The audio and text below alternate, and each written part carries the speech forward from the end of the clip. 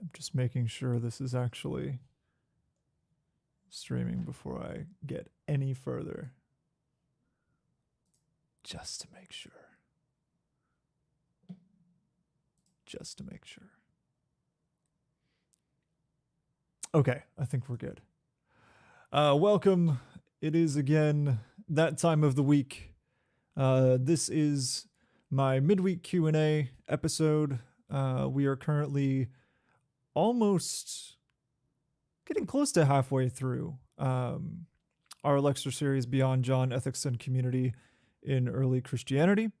This is the episode where I take exactly 10 minutes to answer questions and address things that may have slipped through the cracks last time or are of particular concern or interest for next time. And speaking of next time, and this kind of leads into the question I'm going to address today. I'm planning on covering primarily Polycarp this next Sunday. So that includes, I'm probably going to revisit Ignatius's letter to Polycarp. I'm going to cover Polycarp's letter to the, is it Philadelphians? I don't remember his letter. No, the Philippians. That's it. I knew it started with a P. And then Polycarp's martyrdom. And then after that, the following week, we'll look at Epistle to Diognetus and some other things that are martyrdom persecution related. But having said that, I'm going to put 10 minutes on the clock here.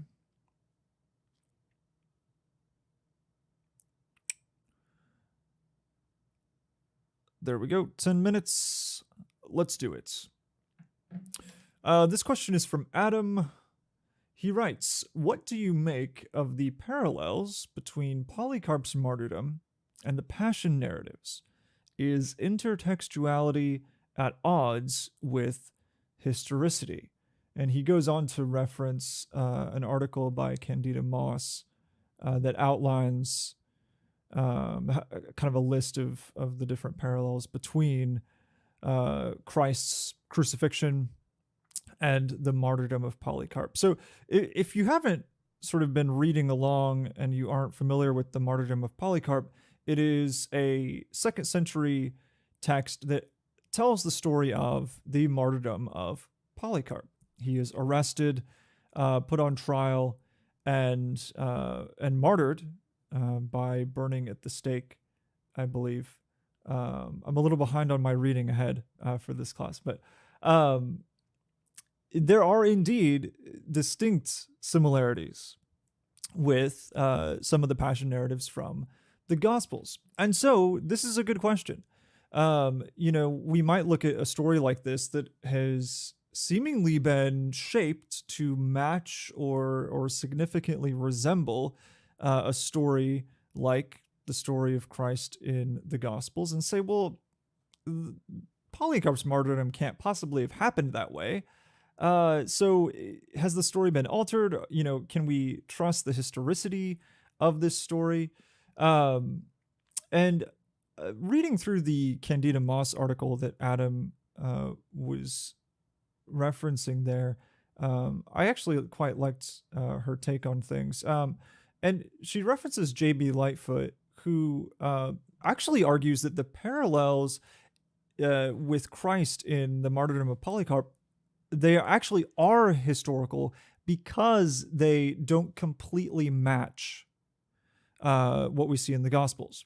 So for him, obviously the author would have, if he were going to draw those parallels, he would have done it more closely. He would have chosen sort of better ways to match Polycarp's story with Christ's story. But this kind of leads us into this weird situation where the events happened exactly as the story describes, or the author is purely inventing them. There's this kind of dichotomy that Lightfoot falls into.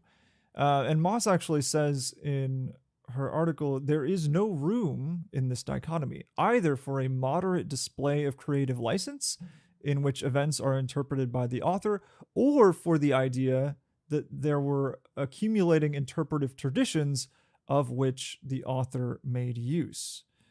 And so, all that to say, I don't want to drive too big of a wedge between the author's ability to shape their sources or their content to suit their purpose and the historicity of the story that's being told. And this is something that we run into in the Gospels, I think, pretty frequently.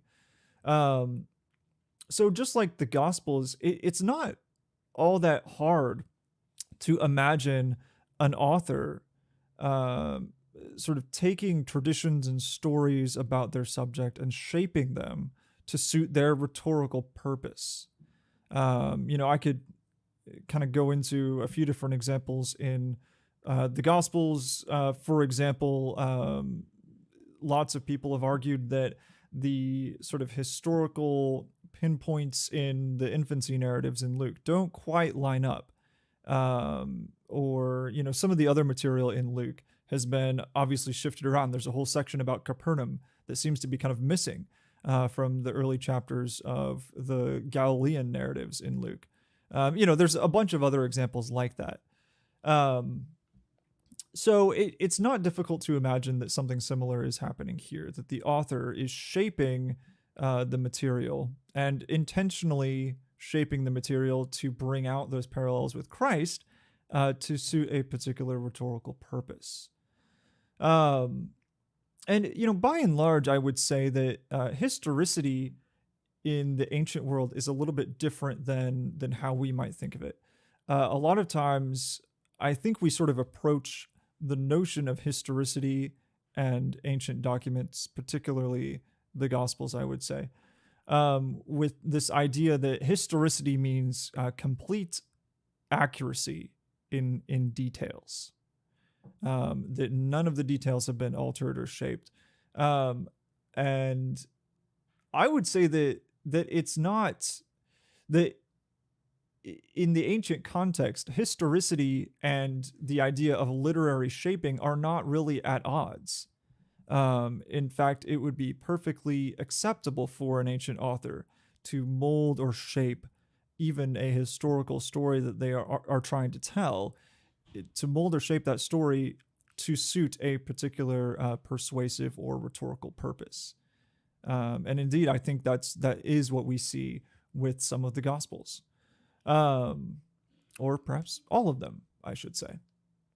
And sort of to go a step further, I think you could also say that notions of accuracy or faithfulness to what actually happened has a lot more to do with the author faithfully constructing a story that accomplishes the rhetorical purpose of that story. I don't know if that makes sense, but to bring it back to the martyrdom of Polycarp, if you look at the opening section, what is the actual purpose? Well, it says, "We write to you, brothers, the account of those who were martyred, even the blessed Polycarp,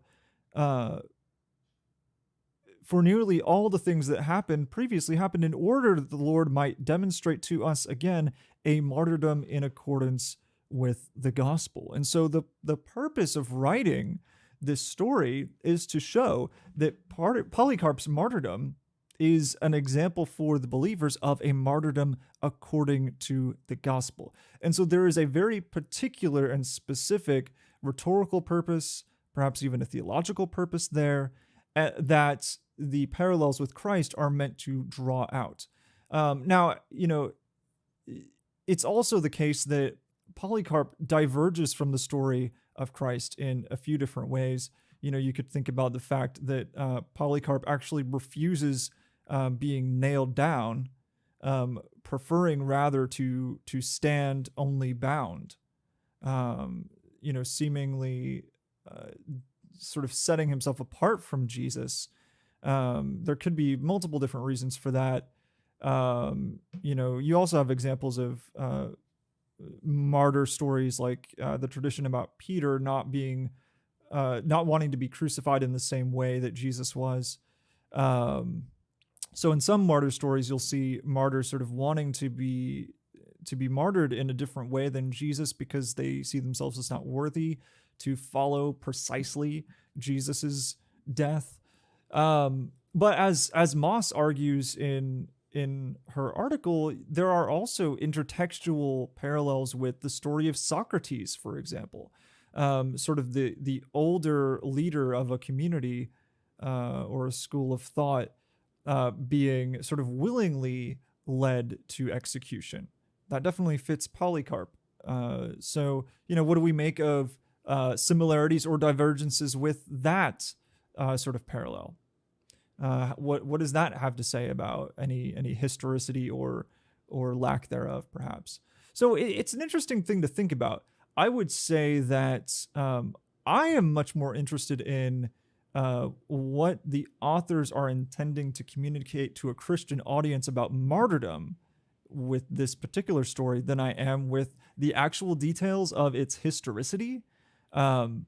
Maybe that's a cop-out, I suppose. I just haven't looked deeply into sort of the whether or not this story is sort of factually accurate based on other historical data points that we have.